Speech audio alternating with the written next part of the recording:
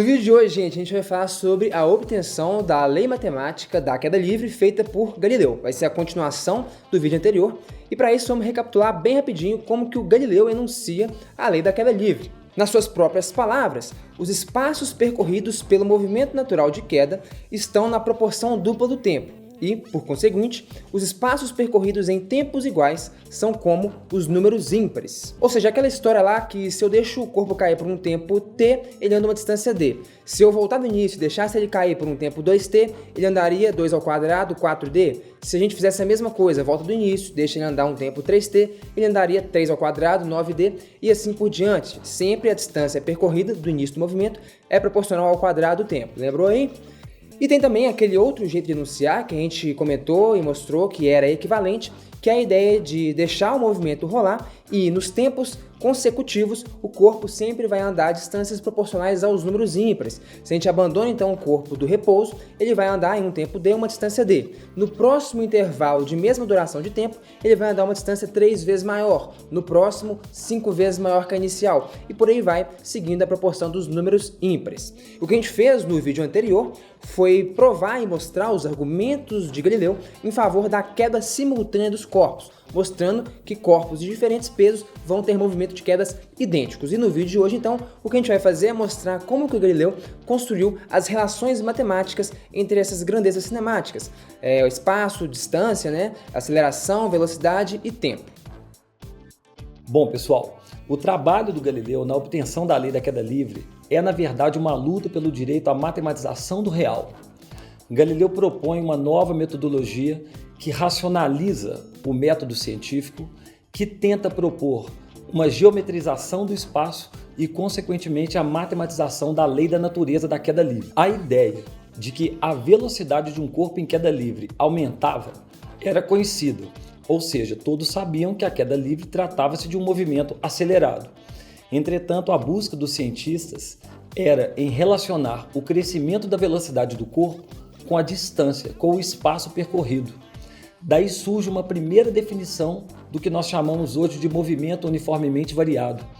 O movimento uniformemente variado foi primeiramente definido como sendo aquele em que a velocidade do corpo cresce de quantidades iguais ao longo de espaços iguais percorridos, ou seja, à medida em que o corpo percorre distâncias iguais, ele recebe acréscimos iguais no seu valor de velocidade. Essa definição do movimento uniformemente variado difere daquela que estudamos hoje e levou Galileu e René Descartes a diversos embaraços e a um grande fracasso, pois, ao tentar relacionar a variação da velocidade com o espaço percorrido, isso trazia uma matemática que era inviável para ambos. Portanto, Galileu teve que reformular essa definição de movimento uniformemente variado. Foi aí que o gênio inaugurou a nova tradição de se estudar o movimento ao longo do tempo e não ao longo do espaço. Hoje em dia é impensável fazer o estudo de movimento de uma maneira distinta, mas foi Galileu quem inaugurou essa tradição. Ou seja, Galileu criou uma nova definição para aquilo que chamamos de movimento uniformemente variado, passando a ser, portanto, aquele em que a velocidade cresce de quantidades iguais ao longo de intervalos de tempo iguais, e não ao longo de espaços iguais percorridos. A ideia de não mais estudarmos o movimento ao longo do espaço, e sim ao longo do tempo, foi fundamental para todo o desenvolvimento posterior da mecânica e é intitulada Afinidade Suprema do Movimento do Tempo, inaugurada pelo gênio de Galileu, e esse é o seu primeiro ponto de desenvolvimento do cálculo matemático da lei da queda livre dos corpos. O Guilherme acabou de mostrar, então, que o Galileu propõe uma nova definição de movimento uniformemente variado, dando início a essa tradição de se estudar como que o movimento está variando ao longo do tempo, e não ao longo do espaço, ao longo da distância percorrida. Ok, mas como que variaria, então, a velocidade de um corpo em queda livre? Será que ele obedeceria essa nova definição de movimento uniformemente variado criada por Galileu?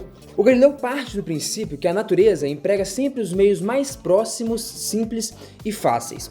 Nas suas próprias palavras, ora, estimo que ninguém pensará que a natação ou o voo possam ser realizados de uma maneira mais simples e mais fácil do que daquela mesma que usam peixes e pássaros por uma instituição natural.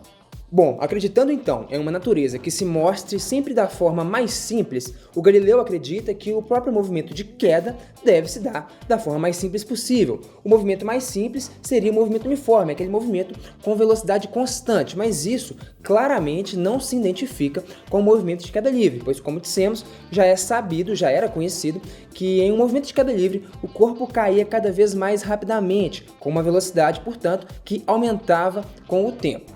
Dessa forma, então, o Galileu imagina que a simplicidade da natureza, a uniformidade da natureza, deve se dar não na velocidade, mas na variação da velocidade, na aceleração.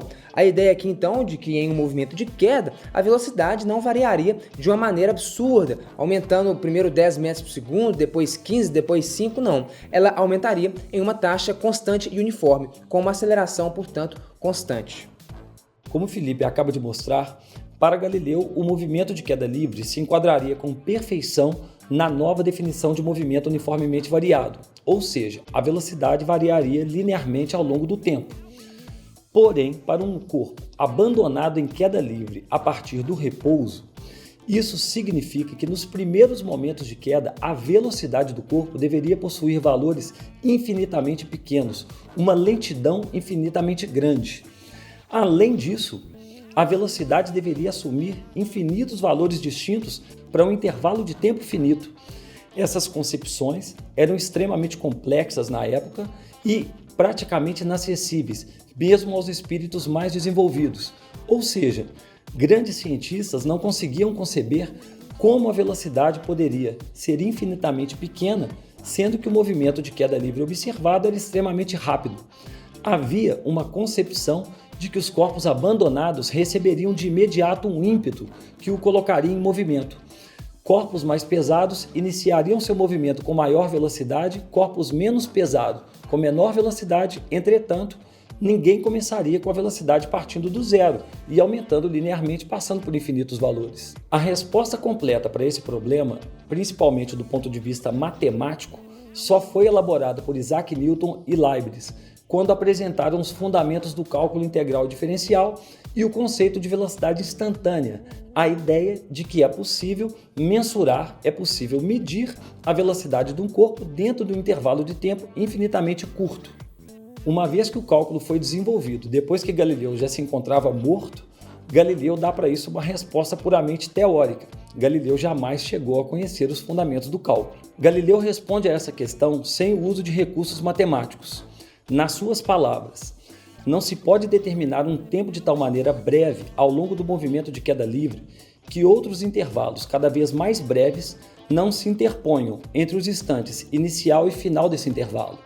Assim, não se poderá, depois do abandono do repouso, determinar um grau de velocidade de tal maneira pequeno que o móvel não tenha possuído antes deste um outro ainda mais lento. Dois dos principais experimentos que Galileu apresenta para mostrar que a velocidade de um corpo pode ser infinitamente divisível são o experimento da estaca e o experimento do plano inclinado. No experimento da estaca, Galileu propõe que um corpo abandonado em queda sobre uma estaca fará com ela um choque que a enterrará no solo, tanto mais quanto maior for a velocidade no momento do choque, sendo que essa velocidade depende, claro, da altura que o corpo foi abandonado sobre a estaca.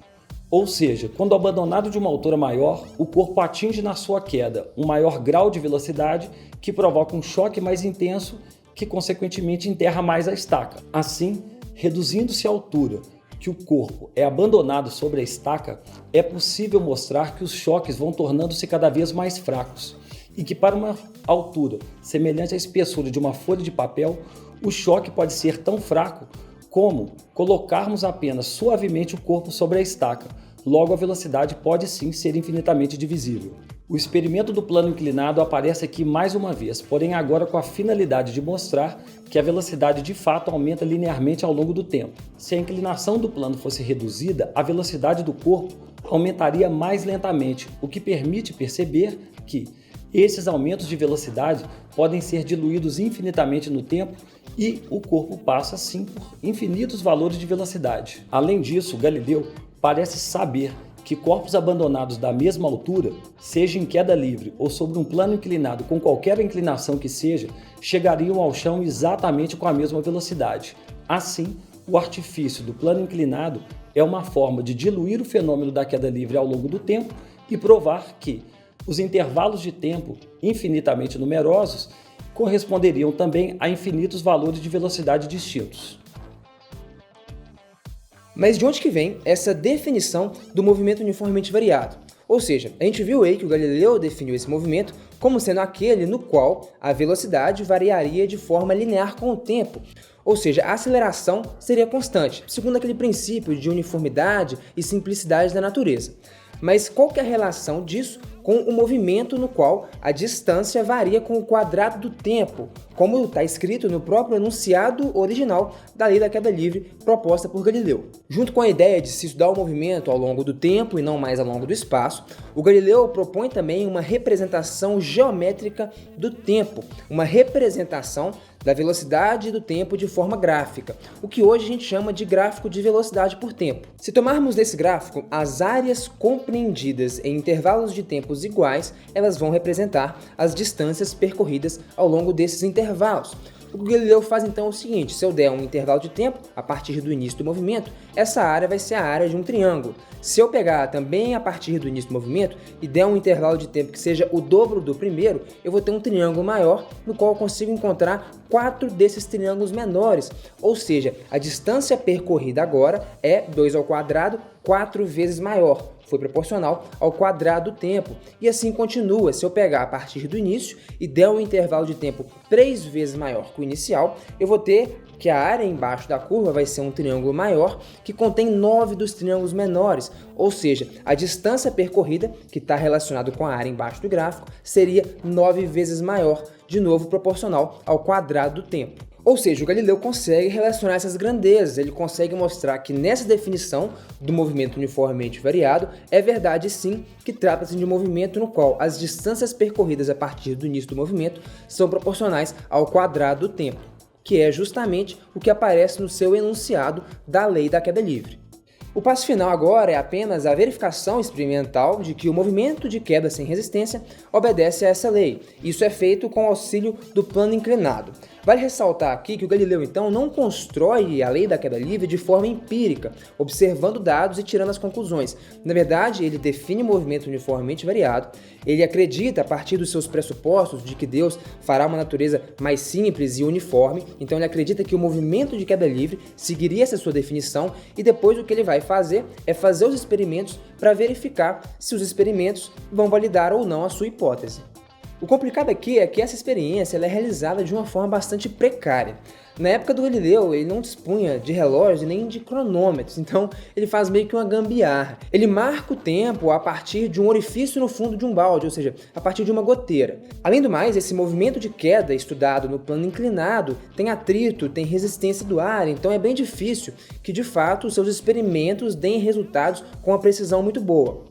No limite dos seus recursos, então, a experiência deve confirmar ou não se a sua hipótese é boa.